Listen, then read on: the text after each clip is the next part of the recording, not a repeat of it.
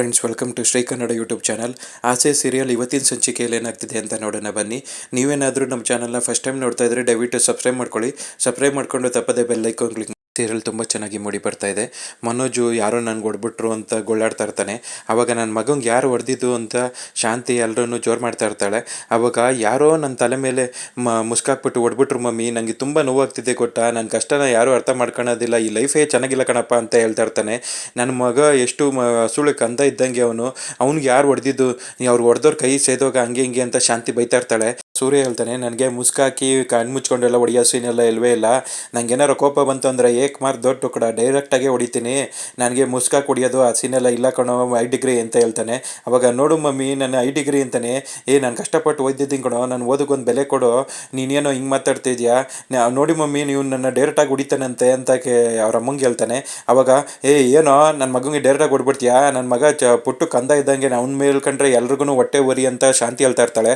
ಅತ್ತೆ ಅವ್ರು ಯಾಕೆ ಹೊಡಿತಾರೆ, ನಾನು ಹೊಡೆದಿಲ್ಲ, ಯಾರು ಹೊಡೆದಿಲ್ಲ, ನೀವು ಇವ್ರು ಯಾಕೆ ಹಿಂಗೆ ಆಡ್ತಿದ್ದಾರೆ ಅಂತ ಕೇಳ್ತಾಳೆ ಮೀನಾ. ನೀನು ಬಾಯಿ ಮುಚ್ಕೊಂಡಿರೆ ಅಂತ ಹೇಳ್ಬಿಟ್ಟು ಶಾಂತಿ ಹೇಳ್ತಾಳೆ.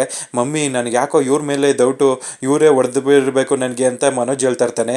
ಆವಾಗ ರವಿ ಹೇಳ್ತಾನೆ, ಪೆಂಗ್ಯ ನಿನ್ಗೇನಾರು ತಲೆಗಿಲೆ ಕೆಟ್ಟೈತೇನೋ, ಅದಕ್ಕೆ ಯಾಕೋ ನಿನ್ಗೆ ಹೊಡಿತಾರೆ, ಅದಕ್ಕೆ ಹೋಗ್ಲಿ ನಿನ್ಗೆ ಹೊಡಿಯೋದಕ್ಕಾದ್ರೂ ಏನು ಕಾರಣ ಆಯಿತು, ಸುಮ್ಮನೆ ಮಂಗನಿಗೆ ಏನಾರು ಬಾಯಿಗೆ ಬಂದಂಗೆಲ್ಲ ಮಾತಾಡ್ಬೇಡ್ವೋ, ಸ್ವಲ್ಪನಾರು ಬುದ್ಧಿ ಇರೋ ಥರ ಮಾತಾಡು.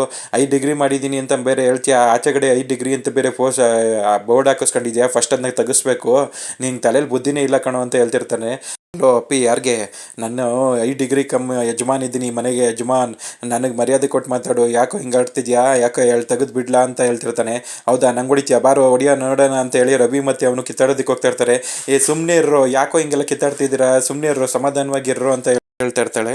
ನನ್ನ ಮಗನ ವಿಷಯಕ್ಕೆ ಬಂದರೆ ನಾನು ಮಾತ್ರ ಸುಮ್ಮನೆ ಇರೋದಿಲ್ಲ ಅಂತ ಹೇಳ್ಬಿಟ್ಟು ಅಲ್ಲಿಂದ ಹೋಗ್ತಾಳೆ. ಆವಾಗ ಹೆಂಗೆ ಯಾಕೋ ಹಿಂಗೆ ಆಡ್ತೀಯ, ಎಲ್ಲರಿಗೂ ಮನೇಲಿ ನೆಮ್ಮದಿಯಾಗಿ ಇರೋದಕ್ಕೆ ಬಿಡೋದೇ ಇಲ್ವಲ್ಲೋ ಅಂತ ರವಿ ಹೇಳ್ತಾ ಇರ್ತಾನೆ.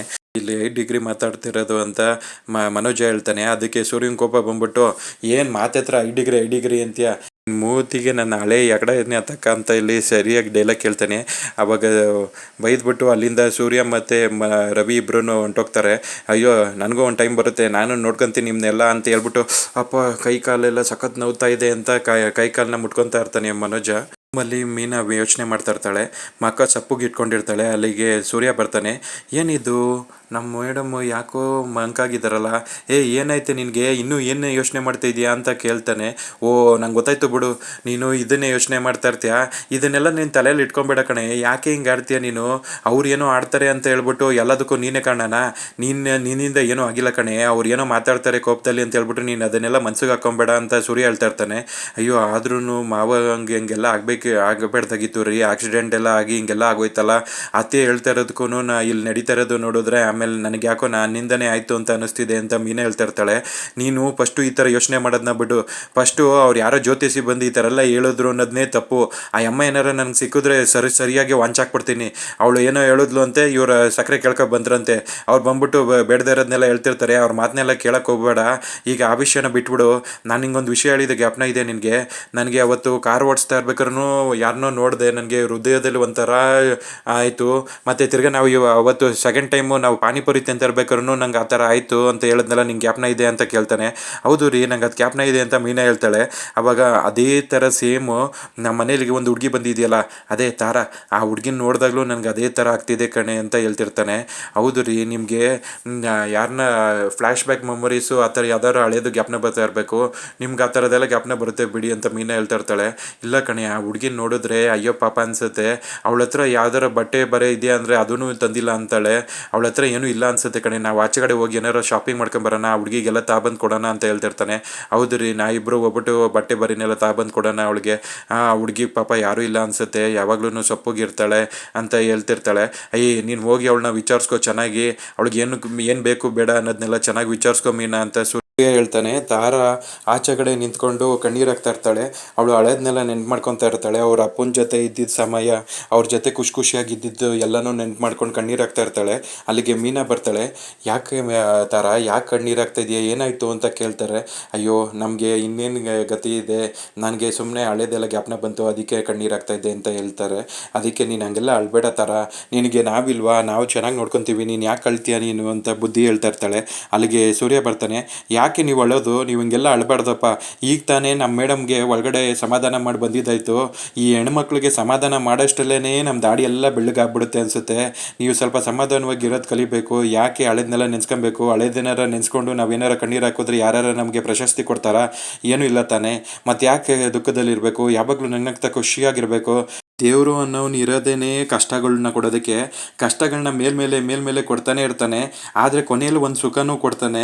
ಆದರೆ ಆ ಸುಖ ಇವತ್ತು ಬರ್ತದೆ ನಾಳೆ ಬರ್ತದೆ ಅಂತ ಕಾಯೋದೇ ನಮ್ಮ ಜೀವನ. ನಾವು ಕಾಯ್ಕೊಂಡು ನೆಮ್ಮದಿಯಾಗಿರೋದನ್ನ ಕಲಿಬೇಕು. ನಮಗೂ ಒಳ್ಳೆ ದಿನ ಬಂದೇ ಬರುತ್ತೆ. ಆದರೆ ನಾವು ಯಾವಾಗಲೂ ಹತ್ಕೊಂಡು ಕೂತ್ಕೊಂಡ್ರೆ ಖರ್ಚಿಪ್ಪೆಲ್ಲ ಫುಲ್ ತೇವ ಆಗಿಬಿಡುತ್ತೆ.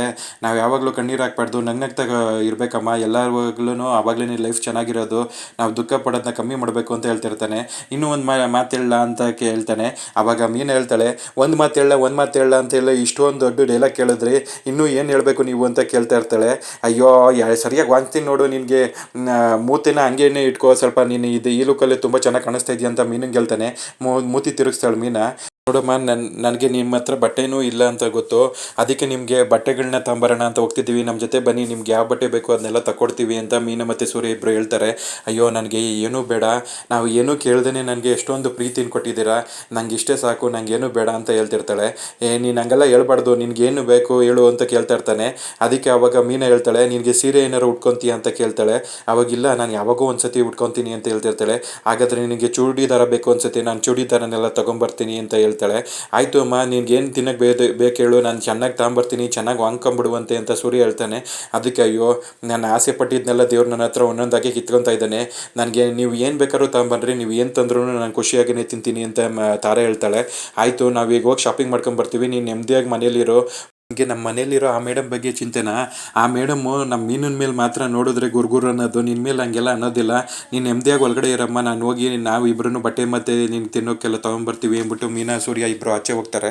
ಮನೆ ಒಳಗಡೆ ಮಾತಾಡ್ಕೊಂಡು ಅವನು ಗೌನೇನೆ, ಯಾರು ನನಗೆ ಹೊಡೆದಿದ್ದು, ನಂಗೆ ಮೈ ಕೈಯೆಲ್ಲ ಸಿಕ್ಕಾಪಟ್ಟೆ ನೋವುತ್ತಾ ಇದೆಯಲ್ಲ ಅಂದ್ಕೊಂಡು ನಿಂತಿರ್ತಾನೆ.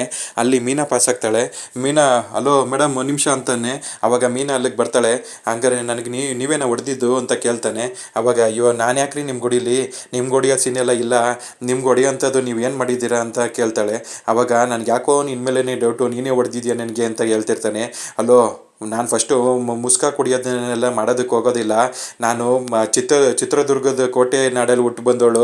ನಮಗೆ ಒನಕೆ ಒಬ್ಬನ ಥರ ಕುಟ್ಕೋದು ಗೊತ್ತು, ನಮಗೆ ಹೊಡಿಯೋದೆಲ್ಲ ಆ ಥರ ಮುಸ್ಕ ಕುಡಿಯೋದೆಲ್ಲ ಗೊತ್ತಿಲ್ಲ ಅಂತ ಮೀನಾ ಹೇಳ್ತಾಳೆ. ಅಯ್ಯೋ, ಹಂಗಾರೆ ಒನಕೆಯಲ್ಲಿ ಹೊಡಿಯೋ ಸೀನೆಲ್ಲ ಇದೆಯಾ, ನಾನು ಡೈರೆಕ್ಟಾಗಿ ಮೇಲೆ ಕಳಿಸ್ಬೇಕು ಅನ್ನೋ ಪ್ಲ್ಯಾನ್ ಏನಾರ ಇದೆಯಾ ಅಂತ ಕೇಳ್ತಾ ಇರ್ತಾನೆ. ಆವಾಗ ಅಲ್ಲಿಗೆ ಶಾಂತಿ ಬರ್ತಾಳೆ. ಏನು ನನ್ನ ಮಗಂಗೆ ಏನೋ ಹೇಳ್ತಾ ಇದೆಯಾ ಅಂತ ಕೇಳ್ತಾಳೆ. ಆವಾಗ ನೋಡಮ್ಮಿ, ಇವಳು ನನ್ನ ಒನಕೆಯಲ್ಲಿ ಹಾಕಿ ಕುಟ್ಟಿಗೆ ಪುಡಿ ಮಾಡಿಬಿಡ್ತಾಳಂತೆ, ನನ್ನ ಸಾಯಿಸೋ ಪ್ಲ್ಯಾನ್ ಮಾಡಿದ್ದಾಳೆ ಅಂತ ಹೇಳ್ತಿರ್ತಾನೆ. ಅವಾಗ ಅಯ್ಯೋ, ನಾನೇನು ಆ ಥರ ಹೇಳಿಲ್ಲ ಅತ್ತೆ ಅಂತ ಮೀನಾ ಹೇಳ್ತಾ ಇರ್ತಾಳೆ. ಮತ್ತೆ ಇನ್ನೇನು ಹೇಳ್ದೆ ನೀನು ಅಂತ ಕೇಳ್ತಾಳೆ. ನನ್ನ ಪಾಡಿಗೆ ನಾನು ಹೋಗ್ತಾ ಇದ್ದೆ, ಕರೆದ್ಬಿಟ್ಟು ಇವರೇನೇ ನನ್ನ ಮಾತಾಡ್ಸಿದ್ದು ಅಂತ ಹೇಳ್ತಾಳೆ. ಅವನು 5 ಡಿಗ್ರಿ ಮನೋಜು, ಏನು ಅವ್ನಿಗೇನು ಮರ್ಯಾದೆ ಇಲ್ವಾ? ಅವ್ನು ಕಂಡ್ರೆ ಯಾಕೆ ಹಿಂಗೆ ಆಡ್ತೀರಾ ಮನೆಯವರೆಲ್ಲರೂ?